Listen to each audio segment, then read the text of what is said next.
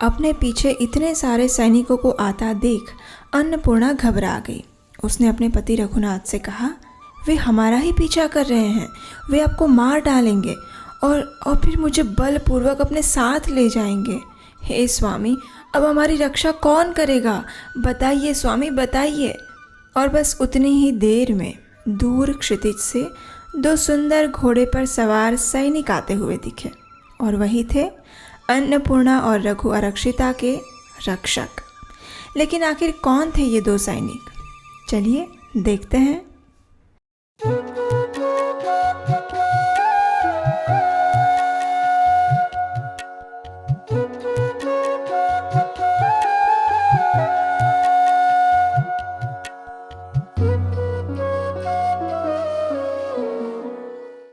हरे कृष्णा। भक्त वत्सल भगवान जगन्नाथ के परम भक्त रघु अरक्षिता की जीवन कथा यात्रा के तीसरे भाग में आपका स्वागत है। अब तक हमने इस कथा में सुना है कि जगन्नाथ जी के भक्त रघु अरक्षिता जब धनहीन हो जाते हैं तो उनका विवाह तोड़ने के लिए उनकी पत्नी अन्नपूर्णा के पिता अनेक प्रयास करते हैं। यहाँ तक कि जब रघुनाथ अपनी पत्नी अन्नपूर्णा को लेने उनके घर आते हैं तो वे उन्हें विष युक्त प्रसाद भी खिलाते हैं। लेकिन आप तो जानते ही हैं, राखे कृष्ण मारे के, मारे कृष्ण राखे के। तो बस इसी नियम के अनुसार जगन्नाथ जी की कृपा से रघुनाथ इस विष युक्त प्रसाद का स्वीकार करने के बाद भी सुरक्षित रहते हैं। अंत में थक हार कर अन्नपूर्णा के परिवार वाले अपनी भूल का प्रायश्चित करते हुए अपनी पुत्री की इच्छा अनुसार उसे अपने पति के साथ जगन्नाथपुरी जाने के लिए विदा करते हैं। लेकिन रघुनाथ और अन्नपूर्णा के जीवन का संघर्ष यहाँ समाप्त नहीं होता है। अभी एक और संघर्ष बाकी है। और वो क्या है, ये जानने से पहले अगर अभी तक आप सोच ही रहे हैं तो सोचना बंद कीजिए और जल्दी से आपके अपने इस चैनल को सब्सक्राइब करिए, क्योंकि हमारे प्यारे जगन्नाथ जी की जो कथाएं आपको यहाँ मिलेगी वैसी और कहीं नहीं मिलेगी। तो जल्दी से नीचे सब्सक्राइब बटन पर क्लिक करिए और आनंद उठाते रहिए रस से भरी मधुर कथाओं का। जब रघुनाथ और अन्नपूर्णा पुरी जाने के लिए निकल पड़े तो अन्नपूर्णा के पिता ने बसु महापात्र को संदेश भेजा और उन्हें ये सूचना देते हुए कहा, बसु महापात्र जी, सादर प्रणाम। हमें आपको बताते हुए अत्यंत दुख की अनुभूति हो रही है कि अब हम अपनी पुत्री का विवाह आपके पुत्र के साथ नहीं करवा पाएंगे, क्योंकि अन्नपूर्णा का विवाह पहले जिसके साथ हुआ था वह उसका पति अभी अभी उसे वापस ले जाने आया था। हमने अनेक प्रयास किए उन्हें रोकने के लिए, लेकिन हम निष्फल रहे। वे दोनों अभी अभी जगन्नाथपुरी जाने के लिए निकले हैं। अब आपको जो इच्छा हो वही आप करिए। जैसे ही बसु महापात्र और उसके पुत्र ने यह संदेश सुना तो उन्हें अत्यंत क्रोध आ गया। तुरंत उनके पुत्र ने सैनिकों की एक टुकड़ी एकत्रित की और घोड़े पर सवार वे सभी सैनिकों के साथ वह अन्नपूर्णा को वापस लेने के लिए पुरी जाने वाले रास्ते पर निकल पड़ा। थोड़े दूर जाते ही उन्हें रघुनाथ और अन्नपूर्णा मिल गए। सैनिकों ने रघुनाथ को धमकाते हुए कहा, कौन हो तुम और इस कन्या को क्यों लेकर जा रहे हो? अगर तुम्हें जीवित रहकर पुरी पहुंचना है तो इसी क्षण इस कन्या को हमारे पास भेज दो, अन्यथा हम इसी क्षण तुम्हारी हत्या कर देंगे। रघु ने पीछे मुड़कर देखा तो अनेक सैनिकों की टुकड़ी वहां खड़ी थी और बाकी कुछ लोग पीछे से आ रहे थे। ये देखकर अन्नपूर्णा अत्यंत घबरा गई।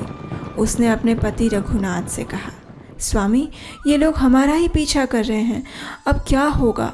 कौन रक्षा करेगा हमारी? स्वामी बताइए, कौन?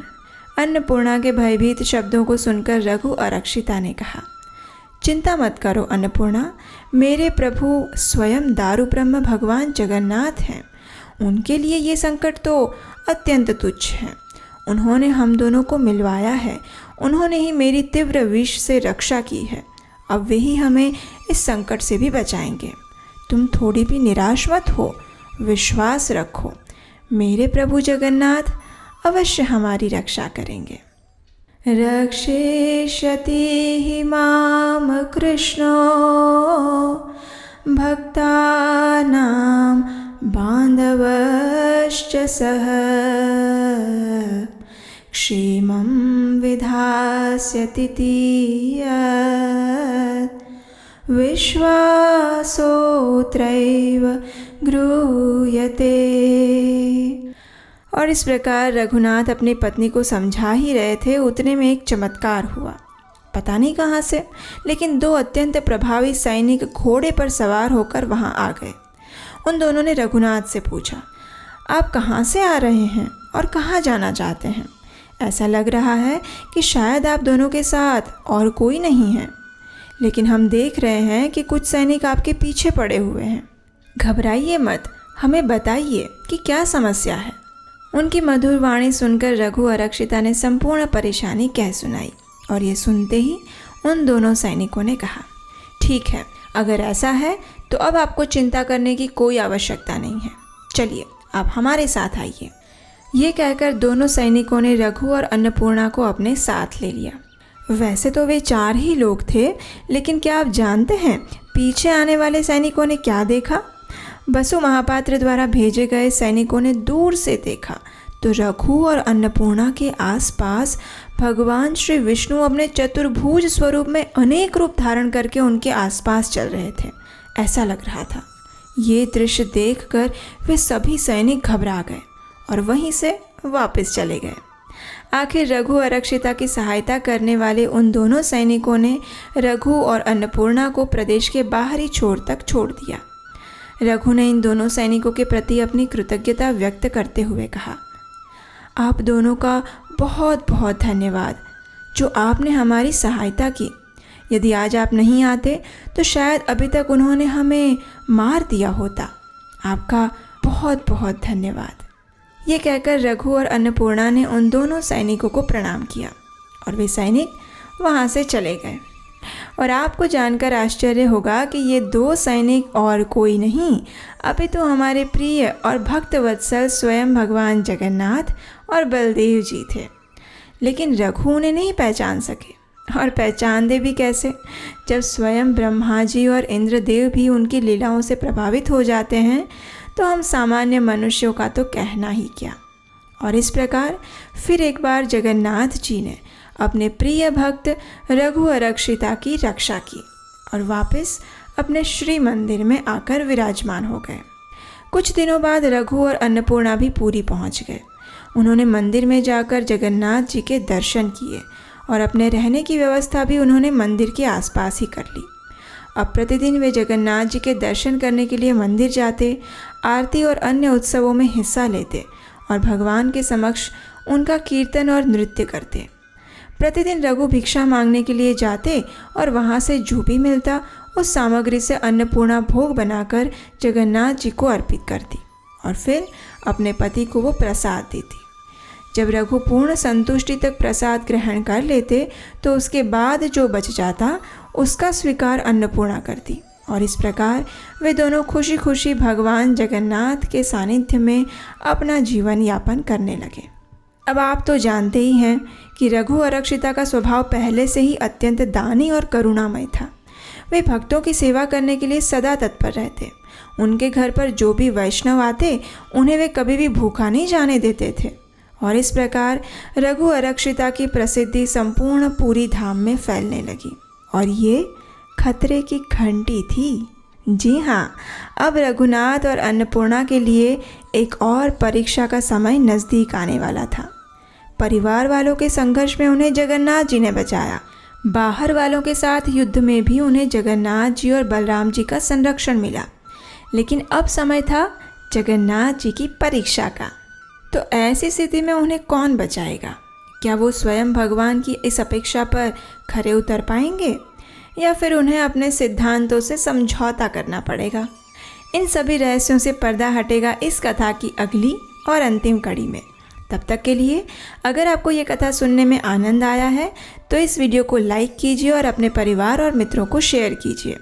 अगर आप अगली जगन्नाथ कथा बनाने में हमारी सहायता करना चाहते हैं तो स्क्रीन पर दिए गए नंबर पर आप हमें अपना आर्थिक सहयोग भेज सकते हैं, क्योंकि आपकी सहायता से ही हम आपके लिए इन सभी मधुर कथाओं को पहुंचाने का अभियान जारी रख पा रहे हैं। और हाँ, अगर आपने अभी तक जगन्नाथ जी को अपने घर पर नहीं बुलाया है तो जल्दी कीजिए और अभी जाइए हमारी वेबसाइट नीलाचल.com पर, जहां भक्तों द्वारा बनाए गए सुंदर एक्रेलिक के जगन्नाथ जी आपकी प्रतीक्षा कर रहे हैं।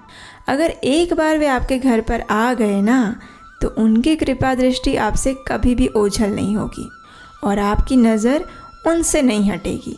ये हमारा विश्वास है। तो चलिए मिलते हैं जगन्नाथ जी के भक्त रघु आरक्षिता के जीवन के एक और प्रेरणादायी प्रसंग के साथ इस कथा की अगली कड़ी में। तब तक के लिए याद रखिए, अगर जीवन में जगन्नाथ जी हैं तो जीवन संपूर्ण है और उनके बिना सारा ऐश्वर्य भी धूल है। हरे कृष्णा। तुमी सर्वेश्वरेश्वर व्रजेन्द्र कुमार, तुम्हारा इच्छाया विश्वे सृजन संहार। तब इच्छा मते जीवे जन्म मरण,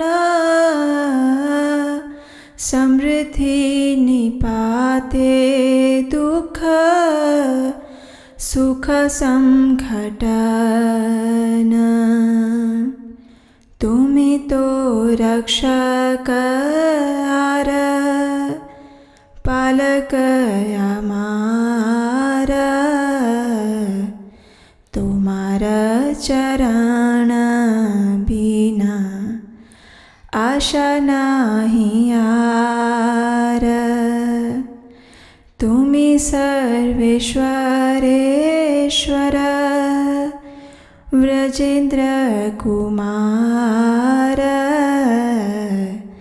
तुम्हारा इच्छाया विश्वे सृजन संहार।